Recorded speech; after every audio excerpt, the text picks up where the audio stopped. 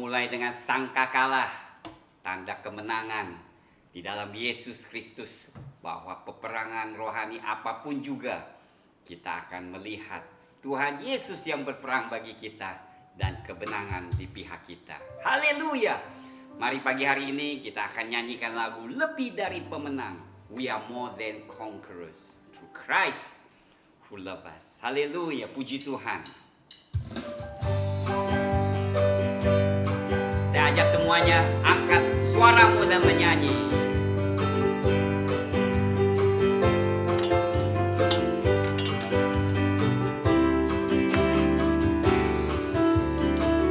Lebih dari pemenang dalam segala perkara,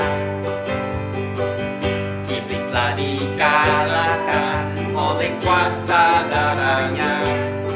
Jika Allah di pihak kita, siapa dapat melawan? Kita lebih dari pemenang. Haleluya.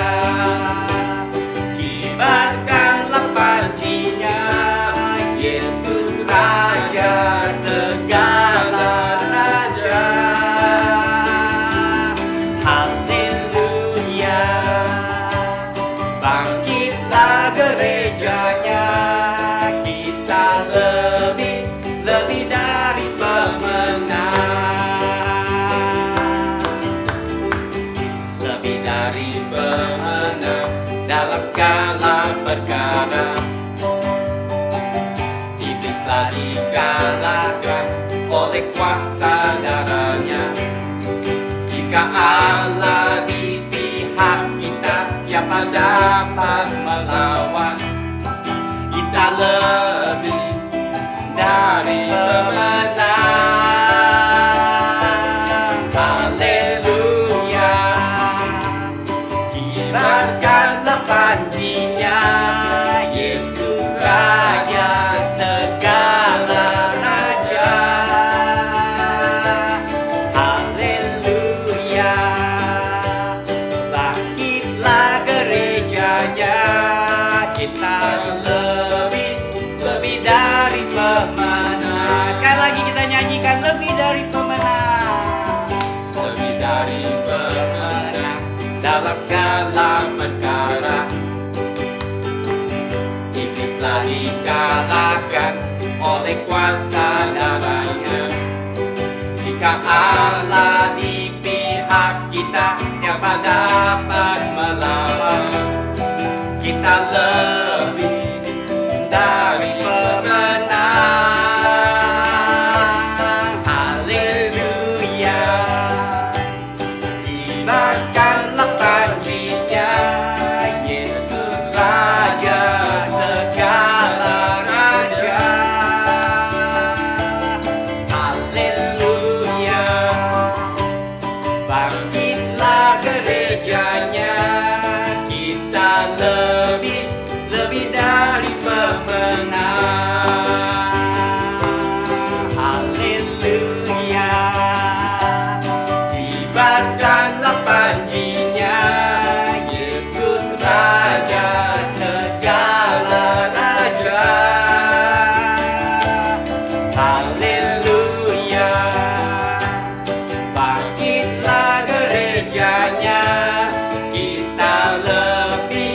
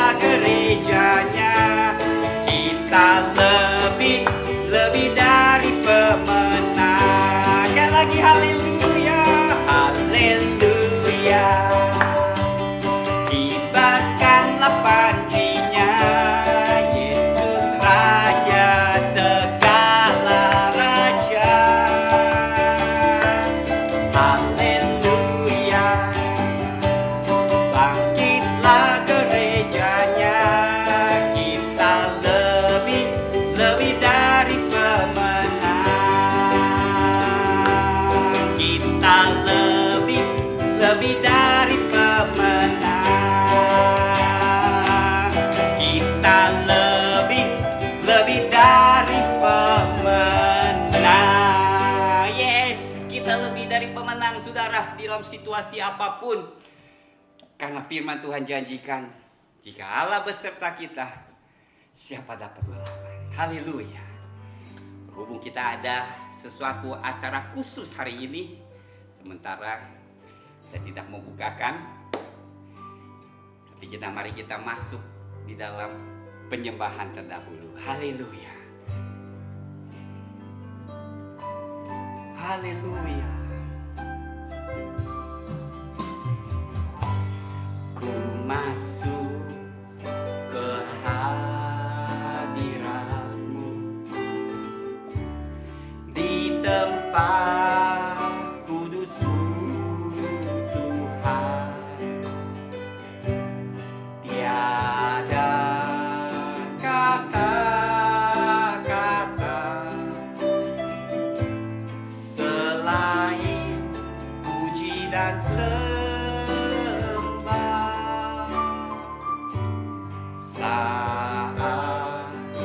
Saat ini alangkah indahnya Tuhan bersamamu selalu, memuji dan menyembah-Mu.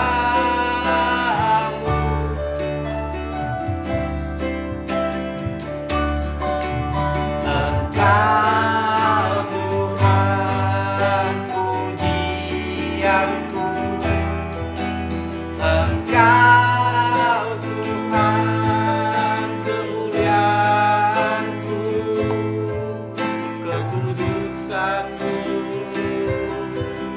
penuhi tempat ini.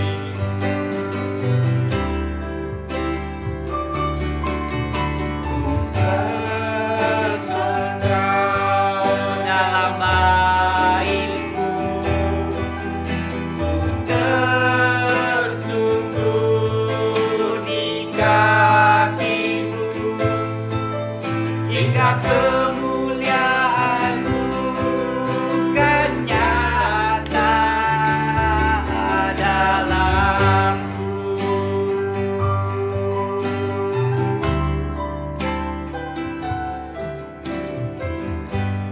Ku masuk ke hadirat-Mu di tempat kudus-Mu Tuhan. Tiada kata-kata selain puji dan sembah. Saat ini alangkah indahnya Tuhan bersamamu selalu, memuji dan menyembah-Mu.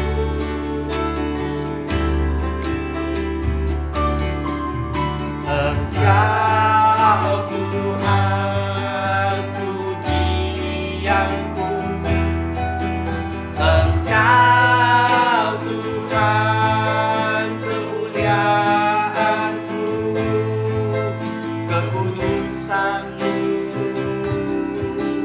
penuhi tempat ini.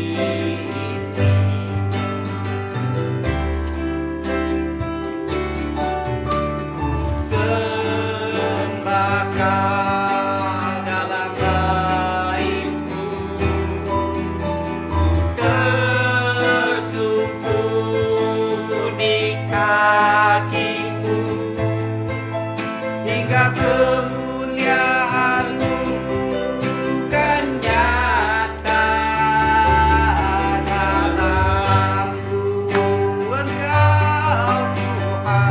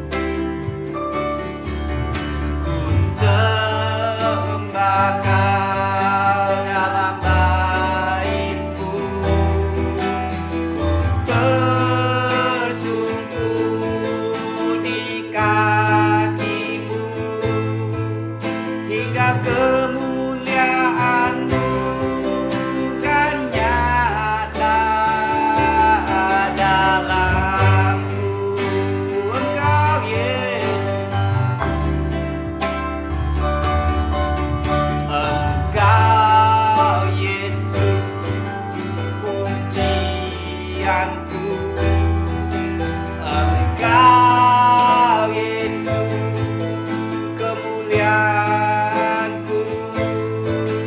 kekudusanmu penuhi tempat ini.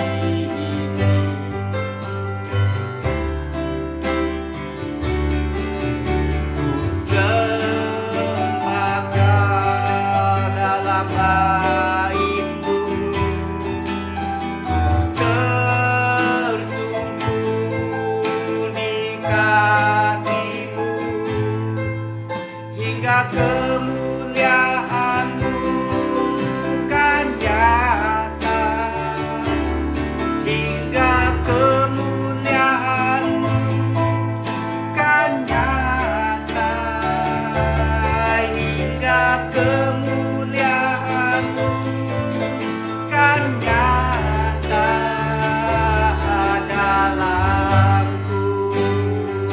Oh, haleluya. Yesus ku sembah, ku puja selamanya. Oh Yesus, Kau yang terindah dan mulia,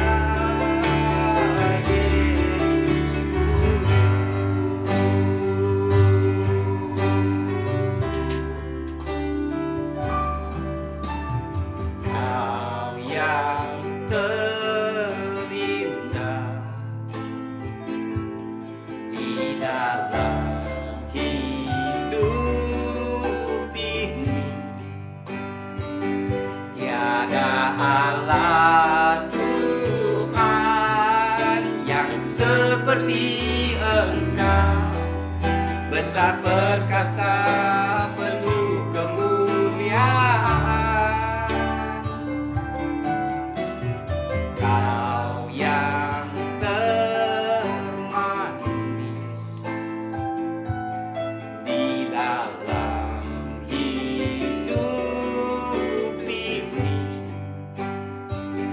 Ku cinta Kau lebih dari segalanya, besar kasih setiamu kepadaku. Ku sembah Kau ya Allahku, ku tinggikan nama-Mu selalu. Tiada lutut tak berteduh menyembah Yesus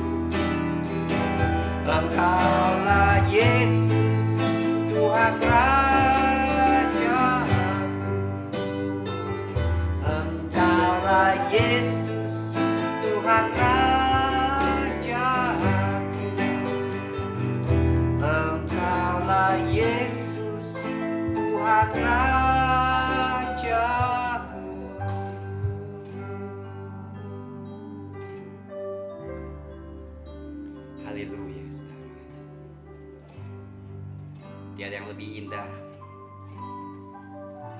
daripada hadirat Tuhan. Karena di dalam hadiratnya ada kasih yang mengalir yang sempurna. Ada kehangatan, ada sukacita damai sejahtera yang dari Allah, yang tidak didapati di dunia ini, saudara. Biar pagi hari ini, saudara, mari kita siapkan hati kita. Sambil saudara siapkan perjamuan kudus dan roti dan anggur, biarlah saudara juga nikmati sebuah persembahan dari tim yang khusus. Haleluya. Joe's Group, yaitu J's Group. Puji Tuhan. Amin. Haleluya.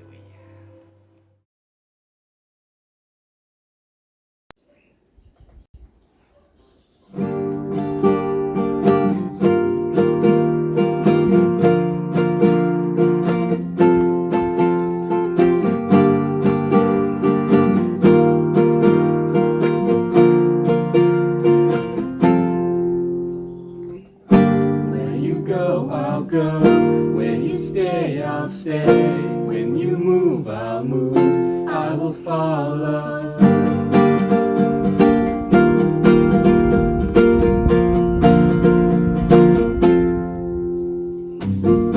All your ways are good. All your ways are sure. I will trust in you alone. Higher than myself, high above my life. Trust in you alone, in you alone. Where you go, I'll go. Where you stay, I'll stay. When you move, I'll move. I will follow you. You love, I love. How you serve, I'll serve. If this life I lose, I will follow you. I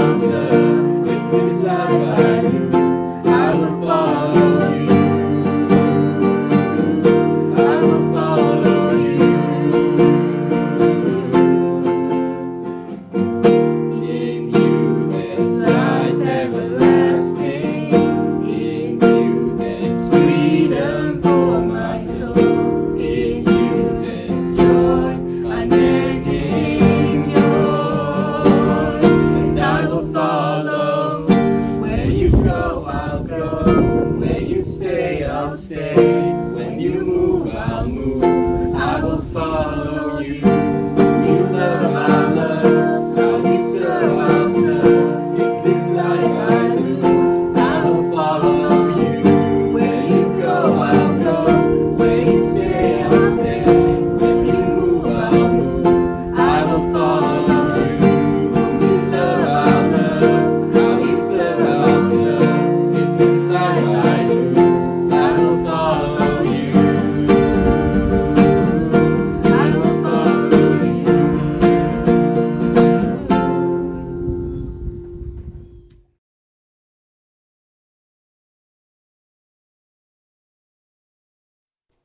Shalom saudara, semoga saudara nikmati berkat persembahan tadi dari anak-anak kami, Joanna, Jonathan, dan Joshua. Mereka persiapan itu 1 minggu dan saya rasa masih lumayan bagus.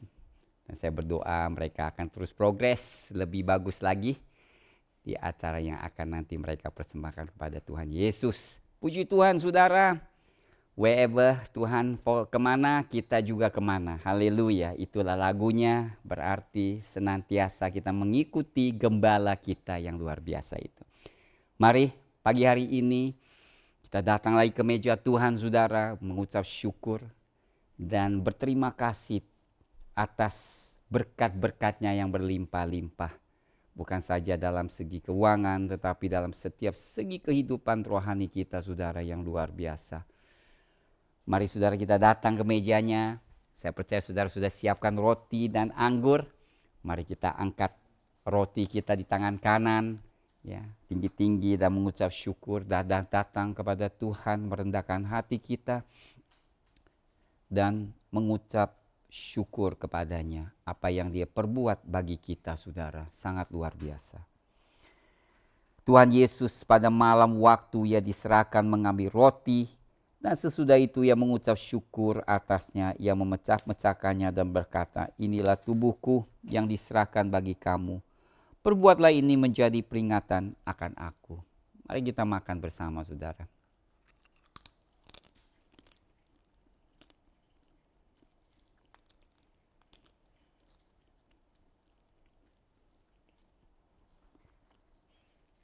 Mari kita angkat cawan saudara. Tangan kanan kita tinggi-tinggi. Demikian juga Ia mengambil cawan sesudah makan, lalu berkata, cawan ini adalah perjanjian baru yang dimeteraikan oleh darahku. Perbuatlah ini setiap kali kamu meminumnya menjadi peringatan akan aku. Sebab setiap kali kamu makan roti ini dan minum cawan ini, kamu memberitakan kematian Tuhan sampai Ia datang. Mari kita minum bersama saudara. Puji Tuhan saudara. Kuasa darah Tuhan Yesus memang luar biasa saudara. Itu saudara harus mengetahui betapa dahsyatnya dan betapa takutnya iblis-iblis dan roh-roh jahat dengan kuasa darah Tuhan Yesus. Pagi hari ini saudara, saya mau sampaikan sesuatu yang Tuhan letakkan dalam hati saya, yaitu bagaimana hubungan kita dengan Allah dari perspektif Allah sendiri. Yaitu bagaimana Allah memperlakukan kita di tahap-tahap pertumbuhan rohani yang berbeda-beda saudara. Saya sebagai ayah dan mempunyai 3 anak. Dan saya dapat melihat bagaimana ada perubahan ya. Secara saya memperlakukan anak saya mulai dari bayi sampai sekarang cukup dewasa, anak muda. Dan tentunya beda ya saudara ya. Istilahnya waktu mereka masih bayi ya kita bisa peluk, bisa cium dan mereka sangat melekat pada kita. Tapi sekarang saudara bayangkan, mana mungkin saya bisa gendong salah satu anak saya. Saya mungkin yang digendong saudara. Ya, kalau saya paksa gendong tentunya tulang saya akan patah saudara. Saya ingat mereka masih kecil bertiga. Sering saya tuh angkat 3-3 mereka dan saya ayunkan di kanan. Oh muter-muter saudara. Ya itu kali juga masih muda, anak-anak masih kecil. Tentunya saya sanggup melakukan. Tapi sekarang saudara jangan bilang 3. Setengah dari mereka aja gak sanggup saudara. Seperti saya katakan, tulang saya akan terpatah-patah kalau saya lakukan demikian. Nah demikian juga saudara, kita jarang ya melihat atau membahas tentang bagaimana Allah Bapa memperlakukan kita juga. Ya. Dia akan memperlakukan kita berbeda pada saat kita baru lahir baru, saat pertumbuhan, dan pada saat kita dewasa dan juga kita mungkin senior dan sudah mengenal dia lama, tentunya sangat berbeda saudara. Ya. Pada saat kita lahir baru, kita merasakan kasih Allah begitu dalamnya ya. Bukan berarti sekarang tidak dalam, tetapi berbeda saudara. Kasihnya tidak berubah, tetapi cara mengungkapkan kasihnya sudah berbeda dengan pada saat kita masih bayi rohani, masih sangat mula-mula ya. Sangat mulai percaya, kita berbeda. Bagaimana tuh Allah memperlakukan kita. Ya. Karena dia juga berharap kita bertumbuh. Dan tentunya cara dia melayani kita berbeda. Ya, kita gak boleh berharap Allah melakukan kita dengan cara yang sama seperti pada saat kita baru lahir baru, saudara. Ya samalah seperti tidak mungkin pada saat ini yang misalnya saya peluk-peluk anak saya, cium-cium di depan umum seperti saya cium waktu mereka masih kecil. Ya mereka pun gak mau lah, malu lah saudara, iya kan? Gak mungkin saudara. Sedangkan saya kayak Joshua udah jenggotan, masa saya cium-cium dia di depan umum, kan itu gak lucu saudara katanya, ya kan? Dan itulah kita harus mengerti dan memahaminya saudara. Supaya kita tuh mempunyai perspektif yang benar. Dan demikian juga kita dapat mengenal firman dengan benar, saudara. Dan kita mengenal doktrin dengan baik karena perbedaan antara Tuhan memperlakukan kita sebelum dan sesudah lahir baru, bahkan setelah itu di dalam perbedaan dengan bayi rohani dan juga dewasa rohani. Nah, ini penting sekali. Penting sekali kita dapat memahaminya. Supaya kita tuh setelah kita cukup dewasa, kita tidak mengharapkan Tuhan melakukan hal yang serupa. Dan lebih dari itu, perbuatan kita yang dulunya diizinkan, mungkin ya masih ada kesalahan, masih ada kelemahan dosa pada saat kita masih lahir baru. Tuhan masih izinkan kita lakukan hal yang sama. Dan berharap Tuhan bertindak dengan cara yang sama, saudara. Beda, saudara. Nah, inilah yang membuat banyak doktrin yang kita ajarkan mungkin di gereja, di tubuh Kristus yang mungkin sedikit keliru karena tidak membagikan tahap-tahap pertumbuhan di dalam rohani. Misalnya satu contoh saudara, misalnya ya sebelum kita lahir baru, ya firman Tuhan katakan memang Tuhan mengasihi dunia. Mengasihi mereka yang masih berdosa, bahkan mereka yang membunuh, ya saudara, kasih Tuhan tuh masih, dan Tuhan masih berikan mereka kesempatan untuk datang kepadanya, saudara. Mereka yang berbuat jahat, mereka yang bohong, pelacur, penipu, itu semua pada saat mereka datang kepada Tuhan, Tuhan buka tangannya lebar-lebar. Tidak ada menghakimi mereka. Jangan salah saudara, itu kasih Tuhan yang luar biasa. Tetapi saudara, jangan berharap setelah kita lahir baru, mengenal Tuhan dan mengalami semua kebaikan, dan kita masih berbuat dosa yang seperti dahulu dan berharap Tuhan masih membuka tangannya lebar-lebar, mengampuni. Emang dia masih mengampun saat kita bertobat. Tapi saudara, beda saudara.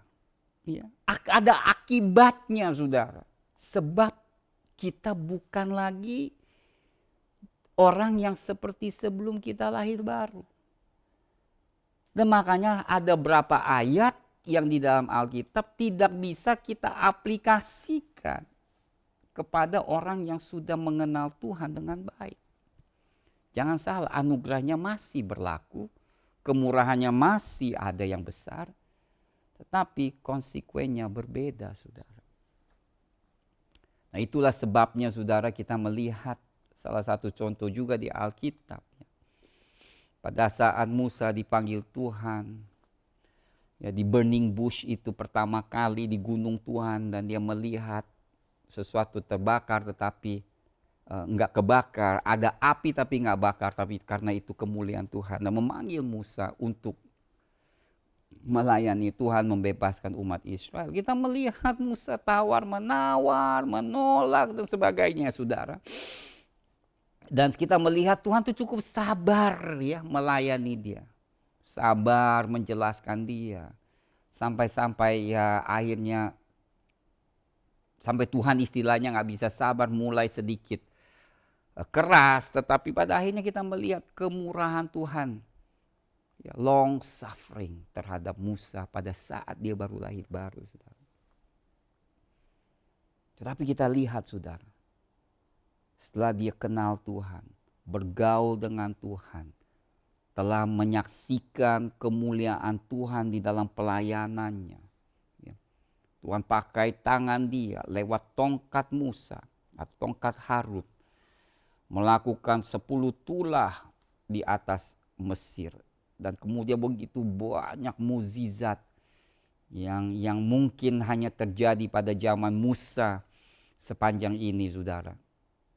Dan kemudian Musa sedikit emosian memukul gunung batu itu dengan tongkatnya 2 kali. Saudara, Tuhan tidak berkenan dan bahkan menjatuhkan suatu hukuman yang berat, yaitu Musa tidak bisa lagi masuk ke tanah perjanjian. Musa tetap selamat, saudara, jangan salah. Musa tetap merupakan hamba yang Tuhan sangat mengasihi, sebab pada ia, seperti saya katakan pernah di dalam seri Musa, di mana Tuhan sendiri yang menguburkan Musa. Tetapi artinya Musa tidak bisa masuk ke tanah perjanjian. Ada konsekuensinya yang berat, saudara. Kenapa demikian? Karena satu hal. Karena Musa tidak lagi diperlakukan Allah seperti pada saat mula-mulanya. Demikian juga Paulus, saudara. Pembakar gereja, penganiaya umat Tuhan. Tuhan tuh toleransi. Nggak langsung dijatuhkan hukum. Paulus, aku turunkan api supaya membunuh engkau. Tidak. Karena dia belum kenal Tuhan. Tapi lihat setelah Paulus lahir baru. Mana mungkin dia masih mau melakukan hal yang sama terhadap mungkin orang Farisi yang menganiaya dia. Cara dia pun berubah. Nah, itulah, saudara, yang saya maksud. Tahap-tahap Tuhan. Tahap-tahap di mana bagaimana Tuhan memperlakukan kita sebagai anaknya. Yang berbeda-beda di dalam pertumbuhan rohaninya. Jika saudara sudah di dalam Tuhan cukup lama, maka Tuhan menuntut saudara dan saya untuk hidup di satu standar yang berbeda dengan orang yang baru lahir baru. Ya, saudara. Menuntut kita mempunyai pengetahuan yang cukup baik tentang Alkitab. Menuntut kita mempunyai suatu hubungan yang baik, yang cukup intim kepada Tuhan. Nah, kita tidak bisa bandingkan diri kita dengan orang-orang yang baru lahir baru. Kemudian mereka masih lakukan hal yang berdosa, kita juga lakukan hal yang berdosa, dan kita katakan, oh Tuhan murah hati, lihat dia Tuhan mengampuni mereka, Tuhan juga mengampuni saya. Sudah beda. Setiap kita itu akan dihakimi Tuhan dengan standar yang berbeda sesuai dengan pertumbuhan rohani kita, saudara. Nah, inilah yang saya mau sampaikan, yang saya mau tekankan. Pelajaran yang amat penting ini, saudara. Supaya kita dapat mengenal firman Tuhan dengan baik. Mari kita lihat sedikit di Efesus pasal 2. Ya, Efesus pasal 2 menggambarkan sesuatu yang luar biasa. Yaitu tuntutan Tuhan lewat surat Efesus ini, yaitu Paulus. Ya, menuntut bagaimana anak-anaknya harus hidup beda dengan kehidupan yang sebelumnya, saudara. Kita lihat Efesus pasal 2 ayat 1. Kamu dahulu sudah mati karena pelanggaran-pelanggaran dan dosa-dosamu. Berarti kamu dulu tuh memang tidak ada satu kehidupan rohani dengan Tuhan Yesus. Tidak ada. Kamu hidup di dalamnya karena kamu mengikuti jalan dunia ini. Karena kamu mentaati penguasa kerajaan angkasa. Yaitu roh yang sekarang sedang bekerja di antara orang-orang durhaka. Perhatikan, saudara. Berarti Paulus menyatakan bahwa jemaat ini dulunya, Efesus ini sekarang sudah luar biasa ya di dalam Tuhan. Tapi sebelumnya ya sama, kita tuh semua sama seperti mereka. Hidup untuk menyenangkan kedagingan dan dipengaruhi atau dikuasai oleh roh penguasa yang di udara. Kita tuh artinya terbelenggu selain oleh dosa kita sendiri, juga terbelenggu oleh roh-roh penguasa. Inilah kehidupan jemaat Efesus, saudara. Ya, bukan jemaat Efesus sebelumnya. Sama juga seperti kita lah semuanya sebelumnya yang belum kenal Tuhan dulu. Hidup di dalam dosa yang berlimpah-limpah. Karena kita tidak mampu bebas dari itu, saudara. Ayat 3. Sebenarnya dahulu kami semua juga terhitung di antara mereka. Termasuk Paulus. Sekalipun dia adalah ahli Taurat, mentaati hukum Judaisme dengan luar biasanya setiap hari ke rumah Allah, ke bait Allah. Tetapi Paulus katakan sama mereka, nggak ada bedanya. Karena tabiat manusia itu tetap belum terbebas, belum dimerdekakan oleh Tuhan. Saudara ingat sekali, inilah yang saya harus tekankan, saudara. Kalau kita sudah di dalam Tuhan bertahun-tahun dan masih hidup seperti sebelumnya, saudara, kita sangat mengecewakan hati Tuhan, Bapa kita di surga. Ya. Sama seperti kalau saya melihat anak saya yang sudah dewasa ini masih ngompol, ya saudara, saya bukannya bilang lucu lagi, saudara, saya pasti marah-marah ya kan, saudara. Sedangkan blessing aja udah bisa kencing berak di luar ya kan, saudara. Istilahnya udah dewasa, beda, saudara. Tetapi lihat, saudara, lihat. Ketika kami hidup di dalam hawa nafsu daging, dan menuruti kehendak daging dan pikiran kami yang jahat. Tuh, Paulus katakan dia sekalipun orang Yahudi, mentaati Taurat, tetapi dia mengakui dia masih mengikuti pikiran yang jahat. Semua kita ya, saudara. Pada dasarnya kami adalah orang-orang yang harus dimurkai, sama seperti mereka yang lain. Semua yang di dunia, semua orang yang belum mengenal Tuhan adalah orang-orang yang murka Allah ada di atas mereka. Jangan salah. Sekalipun murka Allah ada di atas mereka, bukan berarti Allah tidak mengasihi mereka. Nah, di sini kita melihat dua sisi yang kayaknya bertentangan. Mana mungkin pada saat Allah murka, Allah masih mengasihi dunia, ya kan? Yohanes 3:16 mengatakan Allah begitu mengasihi dunia. Murka Allah karena dosa, kasih Allah mau menyelamatkan. Bagaimana untuk klop ini, saudara? Murka dan kasih. Maka Tuhan kirimlah Tuhan Yesus yang menjadi jembatan antara murka dan kasih. Itu sudah luar biasanya. Allah murka tapi menunjukkan kasihnya lewat Kristus. Supaya orang yang dimurkai bisa bertobat dan datang kepada Tuhan untuk diselamatkan. Itulah Injil. Itulah kabar baik. Itulah bagi kita semua, saudara. Yang belum kenal Tuhan. Tidak peduli dosa sedalam apapun, sejahat apapun yang pernah dilakukan oleh saudara, tetap dapat diampuni oleh Tuhan Yesus Kristus. Haleluya, saudara. Itu luar biasa kasih Allah. Murka dan kasih ada di dalam salib.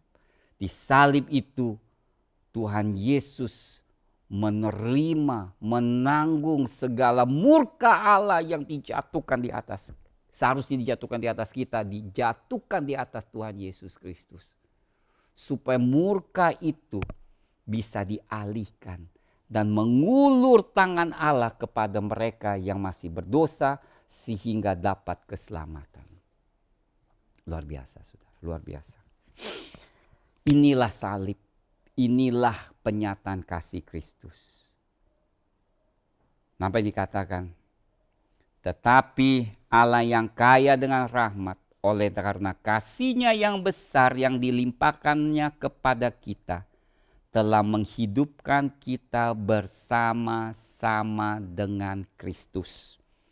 Sekalipun kita telah mati oleh kesalahan-kesalahan kita, oleh kasih karunia kamu diselamatkan.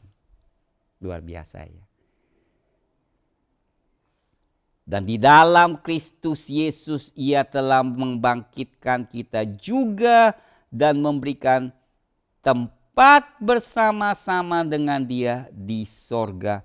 Supaya pada masa kasih karunia yang melimpah-limpah sesuai dengan kebaikannya terhadap kita dalam Kristus Yesus. Allah bukan saja telah memberikan kita, membebaskan kita dari belenggu, dari cengkeraman iblis, di mana tujuan hidup itu tidak lain, semua menuju ke neraka. Karena kasih karunia dalam Kristus, maka kita diselamatkan. Bahkan diberikan tempat di surga bersama Yesus. Paulus dapat melihat begitu besar kasih karunia Tuhan kepada kita. Ayat 8, sebab karena kasih karunia kamu diselamatkan oleh iman, itu bukan hasil usahamu tetapi pemberian Allah, itu bukan hasil pekerjaan, jangan ada orang yang memegahkan diri. Karena kita ini buatan Allah, diciptakan dalam Kristus Yesus untuk melakukan pekerjaan baik. Nah, ini yang menjadi tujuan.